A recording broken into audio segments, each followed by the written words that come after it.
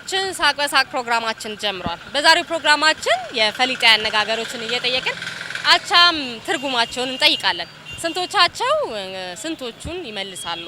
እንግዲህ ፈሊጣዊ አነጋገር ላይ አንዳንዱ ደከም ሊል ይችላል። እንግዲህ አሁን ላይ ብዙ እያስተዋልን ስላልሆነ ምሳሌ አነጋገሮች፣ ፈሊጣዊ አነጋገሮች በተለይ በየትምህርት ቤቶች ምን ነገር መልመድ ተማሪዎች ማወቅ አለባቸው ብለን እናስባለን።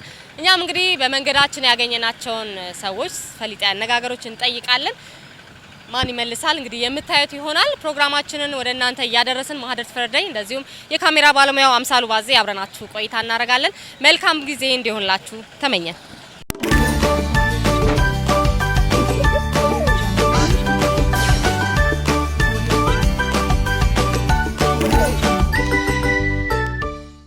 እንተዋወቅ። የብስራ ሰፋ ባላል።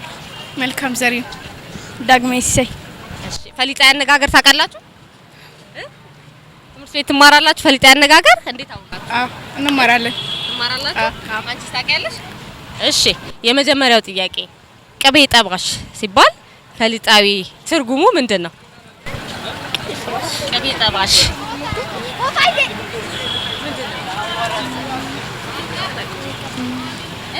ገባሽ ነው? ቅቤ ጠባሽ ሲባል ፈሊጣዊ ንግግር ነው። ትርጉሙ ምንድነው? በሳል አይደለም። አዛይ ቅቤ አንጓች የማያገባው ገብቶ አዘንተኛ መስሎ የሚቀርብ ማለት ነው። ምንም የሌለው ቅቤ ጠባሽ ስንል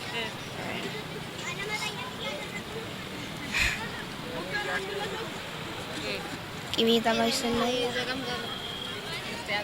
እልህ ያለበት። እሺ ትሞክራለህ? ደሃ ብልጥ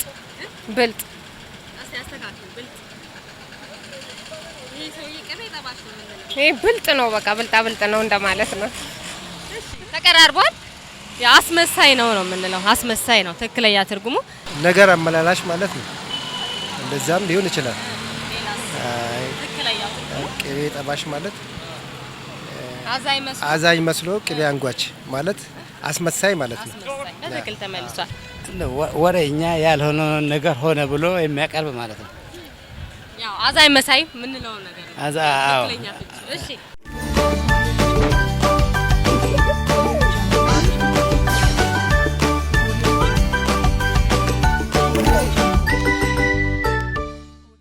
ሌላው ጥያቄ እጅ አጠረው ስንልስ? እጅ አጠረው ስንል መርዳት አቃተው። ምን መርዳት አቃተው? እስቲ ሌላስ በደንብ እንትን ብለሽልሻል። እስቲ መርዳት የማይፈልግ አይደለም። እስቲ አንቺ አስተካክል። እጅ አጠረው ይሆናል እኮ ልክ ነው መልስሽ፣ ግን ትክክለኛው መልስ እንድትነግሪኝ ነው።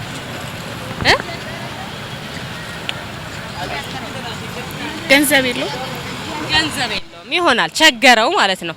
እጅ አጠረው ስንል ቸገረው ማለት ነው። እጅ አጠረው ስንልስ? ደህየ የሚሰጠው አጣ ማለት ነው። ጥሩ።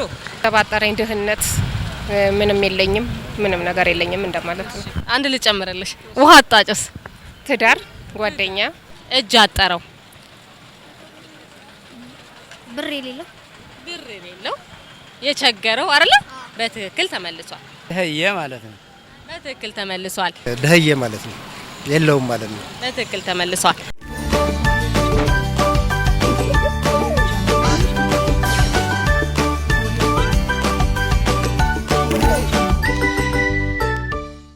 ሰኔና ሰኞ ስንል ምን ማለታችን ነው? ሰኔና ሰኞ ተቃራኒ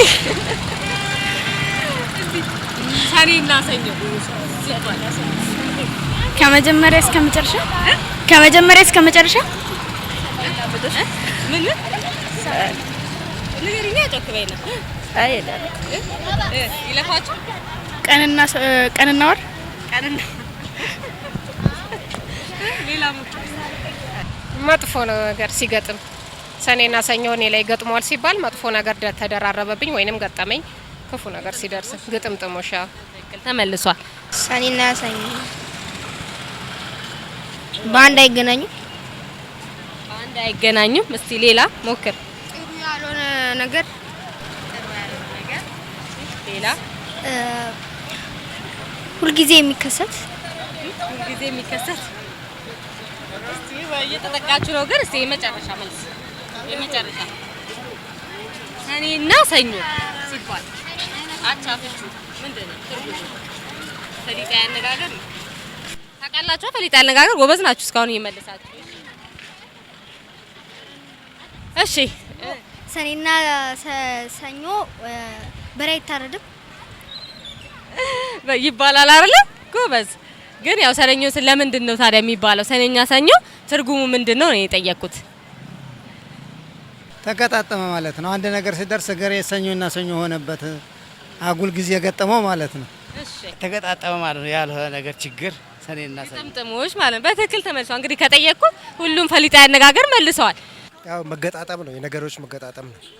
የነገሮች መገጣጠም ነው። በትክክል ተመልሷል። ሰኔና ሰኞ ምንም ነገር አይሰራም ይባላል። አሁን ቅድም የምንሰማው ልጆች ላይ ሰኔና ሰኞ በሬ አይታረድም የሚል ነገር ሰማው። ምንድነው? ይሄ ዝም ብሎ አባባል ነው።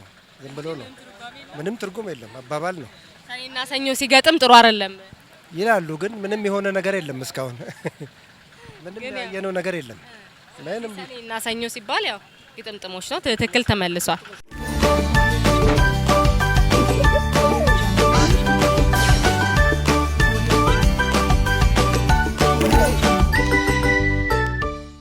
የመጨረሻ ክንዱን ተንተራሰ ስንልስ? ክንዱን ተንተራሰ ታመመ። እስቲ ሌላስ? ታመመ ተጠጋርጉት በሰው እጅ ላይ ወደቀ። ከዛ በኋላ ያለው ከታመመ ሰው ምን ይሆናል? ከዛ ሞተ። ትክክለኛ መልሱ ይሄ ነው። ክንዱን ተንተራሰ ሞተ ማለት ነው። እንዴት አያችሁ? እስቲ ፈሊጣዊ አነጋገሮችን ቤት ነው ታነባላችሁ ወይስ ትምህርት ቤት በደንብ ትማራላችሁ? ትምህርት ቤት እንማራለን፣ ቤትም እናነባለን። ፈሊጣዊ አነጋገሮችስ ምሳሌ አነጋገሮችስ ታውቃላችሁ? በሚቀጥለው በምሳሌ አነጋገር ነው የምንመጣው። እሺ የመጨረሻው ያው ዳግማ ትንሳኤ ነው አይደለ? እሁድ ዛሬ ዋዜማው ነው። እስቲ ስለ ዳግማ ትንሳኤ ንገሩን። ለምንድን ነው የሚከበረው?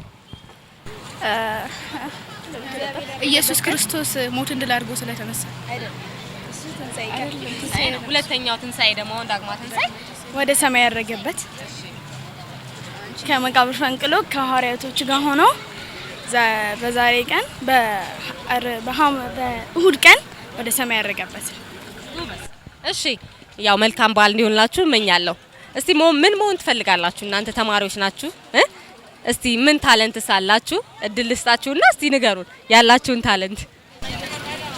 ከነሱ ጀምር። እሺ ምን ታለንት አለሽ አንቺ? የተለየ ችሎታ አለኝ ማለት ነው። ምንም የለሽም?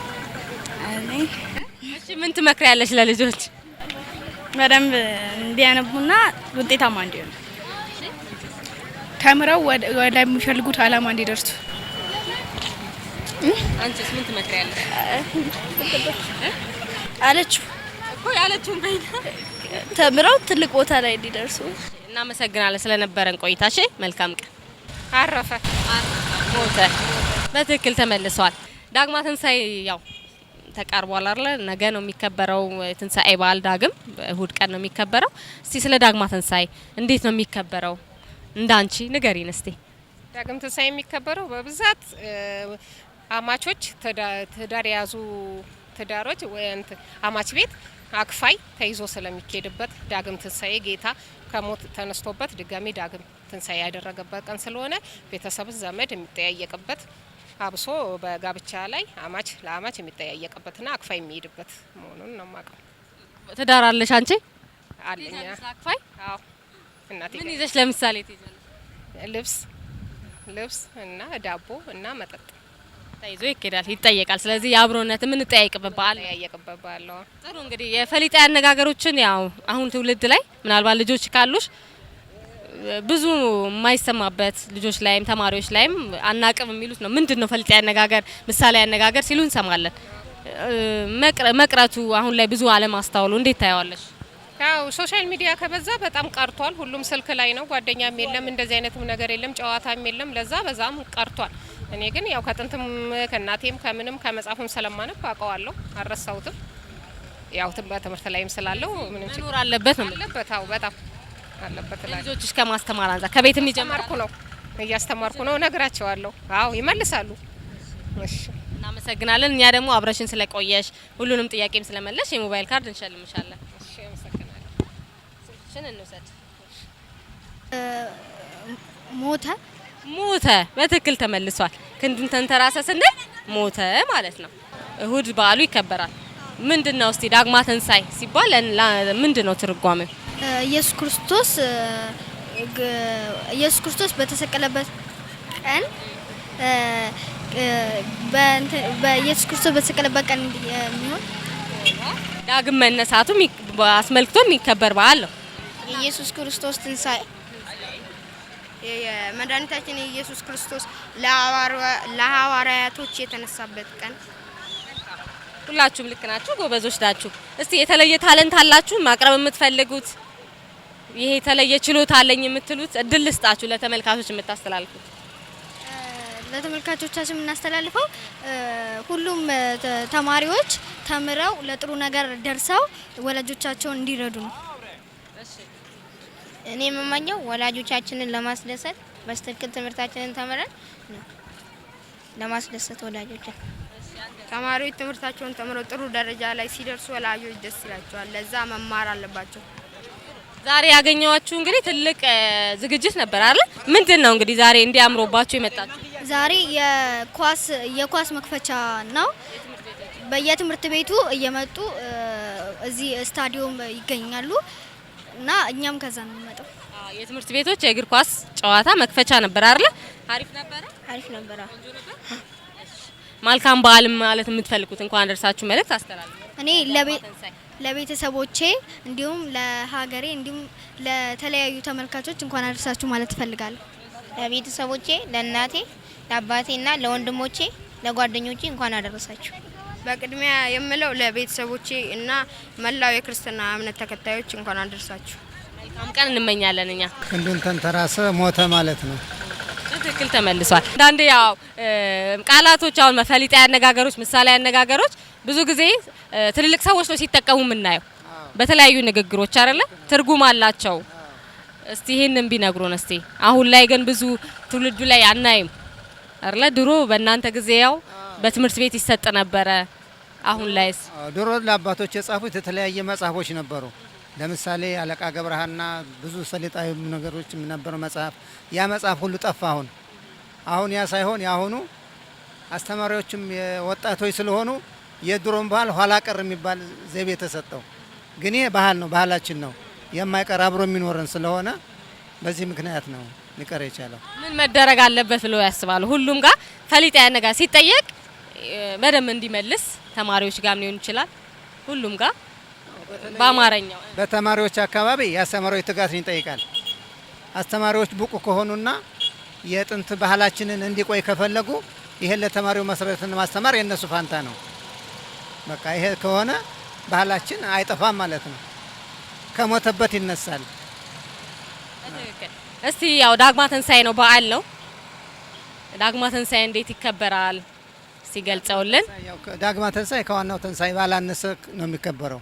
የእግዚአብሔር ያው የልደት ቀን ተብሎ ይከበራል። በደንብ ሁሉም ያከብረዋል። ዳግማ ትንሳኤ ባህልም አለ። በዳግማ ትንሳኤ እኮ ፋሲካን ቤቱ ያሳለፈ የሚጠያየቅበት ማለት ካልተሳሳቱ አክፋይ እየተባለ እሱን እስቲ ቢነግሩ። ካለፈው ሁሉ ይጠየቃል። የንስሐ አባት ዶሮ ታርዶ ሁሉ ነገር ተደርጎ ይጠየቃል። ይሄ አሁን ግን ቀርቷል። ያ ከሆነ ይጠየቃል እንኳን ሌላ ይቀራል። ምን ይያዛል እስቲ ሲጠየቅ? ዶሮ ታርዶ በሀገር ቤት ከሆነ ገንቦ ጠላ ይያዛል። ያ ተይዞ አቅም ያለው ደግሞ ጋቢ ጥምጥም ለሰውየው ለንስሐ አባት ይሰጣል። ያ ሁሉ ጥንት የነበረ ባህል ነው። እንግዲህ አሁን ያ እየቀረ ነው፣ የለም። ስለዚህ መቅረት የለበትም። ያው ባህል ነው፣ መጠያየቅን የሚያጠናክር ነው አይደለ? አብሮነትን የሚያዳብር ነው። ትክክል፣ ባህል ነው። ይሄ ራሱ ባህላችን ስለሆነ ይሄ ኋላ ቀር ነው እየተባለ እያጣጣን ነው የወደቅ ነው። ራሳችን ከባህላችን የተለያየ ነው። በዚህ ነው ማለት ነው። ስለዚህ እንኳን ደርሳችሁ መልእክትን እንውሰድ። ያው ባህል ስለሆነ በቃ ለመላ ኦርቶዶክስ ሃይማኖት ተከታዮች፣ ለመላ ኢትዮጵያን እንኳን ለፋሲካ በዓል አደረሳችሁ። ለዳግማ ትንሳኤም እንኳን በሰላም አደረሳችሁ ላለን እናመሰግናለን። መልካም በዓል። እኛ ደግሞ መልካም በዓል እያሉ ለወዳጅ ዘመዶ እንዲጠያየቁ ካርድ እንሸልሞታለን። የሚሉትን ልውሰድ። ሞተ ማለት ነው፣ ተገላገለ። በጣም በትክክል ተመልሷል። ሁሉም ፈሊጣዊ አነጋገር መልሰዋል። ቀደም ብዬ የጠየኳቸው የተለያዩ ተማሪዎች ነበሩና አንዳንዱን መልሰዋል፣ አንዳንዱም እና አሁን ላይ ትውልዱ ፈሊጣዊ አነጋገሮች፣ ምሳሌያዊ አነጋገሮች እየጠፋ ነው ማለት እንችላለን። እንዴት ያዩታል ይሄንን? እስቲ ከድሮ አሁን ባህሎችን አነጋገሮችን እኛ ትምህርት ቤት እየተማርን ሳለ ያስተምሩ ነበር አስተማሪዎች፣ መጽሐፍም ነበረ። ዛሬ ልጆቹ የሚያዩት ምንድነው? የውጭ ይሄ ሞባይል ነው፣ ዩቲዩብ፣ ፌስቡክ። እሱ ደግሞ ለትውልድ በጣም አስቸጋሪና ጠንቅ የሆነ ነው። በዛ ምክንያት ነው የማያውቁት። ምን መደረግ አለበት አሁን ይሄን እንዲለምዱ? ወላጆችን በየቤት ኃላፊነት ቢወጡ እነዚህን ፈሊጣዊ ምሳሌያዊ በየቤታቸው እንዲማሩ ቢያደርጉ፣ አስተማሪዎቹም በትምህርት ቤት ይሄንን ነገር ወደ ድሮ እንዲመለስ ጥረት ቢያደርጉ ይስተካከላል ብዬ አስባለሁ። የኢትዮጵያ ባህል ስለሆነ ይሄ አማርኛ በደንብ ማወቅ አለ። በደንብ ማወቅ አለብን። ባህላችን ነው እና አንዱ መታወቂያችን። ጥሩ። ያው ዳግማ ትንሳኤ ነው ያው እሁድ። እስቲ እንኳን ደርሳችሁ መልእክትም ስለ ዳግማ ትንሳኤም ትንሽ ቢነግሩን። እንዴት ይከበራል? ደርሶ ምንድነው ዳግማ ትንሳኤ የሚለው? ዳግማ ትንሳኤ ማለት ሁለተኛ ትንሳኤ ማለት ነው። ኢየሱስ ክርስቶስ የፋሲካ ዕለት ተነስቷል። በዳግማ ትንሳኤ ዕለት ደግሞ ዳግም ትንሳኤ ብለን የምናከብረው ለኢትዮጵያ ታላቁ በዓል ነው።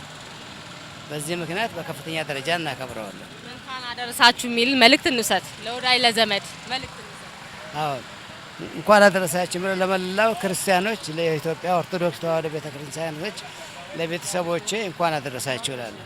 እናመሰግናለን። እኛም አብረውን ስለቆዩ ሁሉንም ፈሊጣዊ አነጋገሮች ስለመለሱ የሞባይል ካርድ እንሸልሞታለን። ስልኮን እንውሰድ። አመሰግናለሁ። ፈሊጣዊ አነጋገሮች አሁን ላይ በቃ ብዙ አንሰማም አይደል? ለምንድን ነው? እስቲ ትውልዱ ያው አሁን የደረሰበት ቴክኖሎጂ ላይ ዓለም ከደረሰችበት ማለትም ይቻላል የድሮውን ነገር ብዙ ቦታ የሚሰጠው ነገር አይመስለኝም። ያው የቀድሞ ሰው ነው ነገሮችን በተረት በምን እያዋዛ የሚናገረው። ይሄ ትውልድ ያው የደረሰበትን ቴክኖሎጂ እንደ ወደቀ ነገር እንዳለፈ አይነት ነገር አድርጎ ነው የሚገምተው ያንን አባባል። ለዚህ ነው። መልካም እንግዲህ በዓል ነው፣ የበዓል ዋዜማ ላይ ያለ ነው። ዳግማ ትንሳኤ ነገ ይከበራል እሁድ ዕለት። ስለዚህ እስቲ ስለ ዳግማ ትንሳኤ ትንሽ ብትለን። ዳግማ ትንሳኤ ማለት ያለው ለሌለው የሚረዳበት የመተሳሰቢያ ባህል ነው። እንደ ድሮ ቢሆን ኖሮ በአሁኑ ሰዓት ግን በዛም ብዙ የሚታይ ነገር የለም። ምክንያቱም ከኑሮ ውድነትም ሊሆን ይችላል፣ ከመሰልጠንም ሊሆን ይችላል። የድሮ ነገር በብዛት አይታይም እንጂ መጠየቁም ያለበት ነውና አክፋይ አይደለም የሚባለው በዳግማ ትንሳኤ? አክፋይ ነው የሚባለው። አክፋይ ማለት ያው ወደምትወጁ አማችም ሊሆን ይችላል፣ ወንድምም ሊሆን ይችላል፣ ታላቅ ወንድም አባትም ሊሆን ይችላል። ዳቦም ጠላም ዶሮም ይዞ የሚኬድበት ነው። አክፋይ ማለት ይሄ ነው ትርጉሙ። አክብረ ካረለ ለታላቅም ለታላቅ እንደ መከባበር ነው። ኢየሱስ ክርስቶስ ታች ወርዶ የደቀ መዛሙርትን እግር እንዳጠበው ወርዶ ከሱም ታላቆች ታናሾችን ማክበር ማለት ነው። ዳግማዊ ትንሳኤ ነው ትርጉሙ። ይሄው ነው። ስለዚህ እስቲ መልካም በዓል ብለን እንኳን ደርሳችሁ እንውሰድ መልእክት። እንግዲህ ለሀረር ሕዝብ በሙሉ መልካም በዓል ይሁንለት ብዬ እመኛለሁ። ከተማውን እየቀየሩ ላሉትም ደግሞ ለአቶ በድሪ መልካሙን ሁሉ ይቅጠማቸው ብዬ ነው መልእክቴን የማስተላልፈው። እሺ መልእክቱ ይደርሳል። እናመሰግናለን። እኛም ለነበረን ቆይታ የሞባይል ካርድ እንሸልማለን። ለነበረን ቆይታም እንደዚሁ ሙሉ መልሱን ስለመለሰ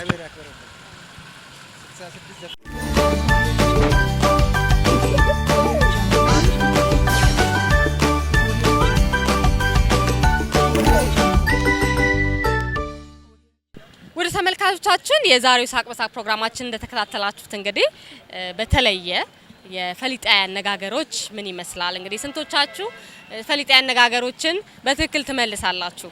እንግዲህ ብዙ ጊዜ ያው አናስተውልም። በየትምህርት ቤቶችም ቅድም በመግቢያም ብያለሁ ያነጋገርናቸውም ተለቅ ያሉ ሰዎች እንግዲህ በአብዛኛው በትምህርት ቤት መሰጠት አለበት።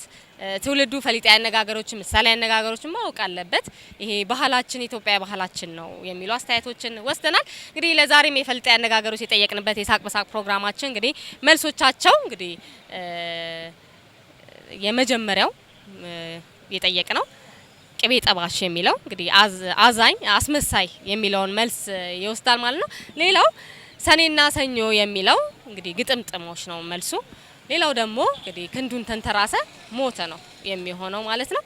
ሌላው ጥያቄያችን ደግሞ እንግዲህ እጅ አጠረው የሚል የፈሊጣዊ አነጋገር መልሱም የሆነው እንግዲህ ቸገረው የሚለውን መልስ ይወስዳል ማለት ነው። እንግዲህ የጠየቅናቸው ተማሪዎችንም አግኝተን ጠይቀናል፣ ሞክረዋል። ግን እንደተመለከታችሁት ትልልቅ ሰዎች እንግዲህ በደንብ ፈሊጣዊ አነጋገሮችን መልሰዋል። እንደዚሁም ደግሞ ያው እሁድ ትንሳኤ ነው፣ የዳግማ ትንሳኤ ነገ ማለት ነው። ዛሬ ላይ ዋዜማ ላይ ነው የምንገኘው። እንግዲህ ዳግማ ትንሳኤ እንግዲህ ዳግም ኢየሱስ ክርስቶስ ለሐዋርያቶች የተገለጠበት በዓል የሚከበርበት ነውና ለመላው የክርስትና እምነት ተከታዮች እንኳን ለዳግማ ትንሳኤ በዓል በሰላም በደስታ በፍቅር አደረሳችሁ። ይህ ዳግማ ትንሳኤ ደግሞ የምንጠያየቅበት እንግዲህ የተለያዩ እንግዲህ ያነጋገርናቸው ሰዎች እንደነገሩን ያው አክፋይ የሚባለው እንግዲህ ኢትዮጵያ ባህል ነው፣ በፊትም የነበረ አሁን ላይ ቀዝቀዝ ብለዋል። ስለዚህ እየሄድን እንጠያየቅ፣ አማቾቻችንን እንጠይቅ፣ ታላቆቻችንን እንጠይቅ፣ በአብሮነት በዓሉን እናሳልፍ መልእክቶችን አስተላልፈዋል። እኛም ወደ እናንተ አስተላልፈናል። የዛሬው የሳቅ በሳቅ ፕሮግራማችን በልዩ ዝግጅት ፈሊጣዊ አነጋገሮችን ጨምረን ወደ እናንተ ያደረስነው ፕሮግራም ይህን ይመስላል። ሳምንት ደግሞ በልዩ የሳቅ በሳቅ ፕሮግራማችን እስከምንገናኝ ሳምንቱ የሰላም የፍቅር የጥሩ ሳምንት ጊዜ እንዲሆንላችሁ ተመኘን። ማህደር ተፈርደኝ ከካሜራ ባለሙያው አምሳሉ ባዜ ጋር አብረናችሁ ቆየን። እስከ ሳምንት መልካም ሳምንት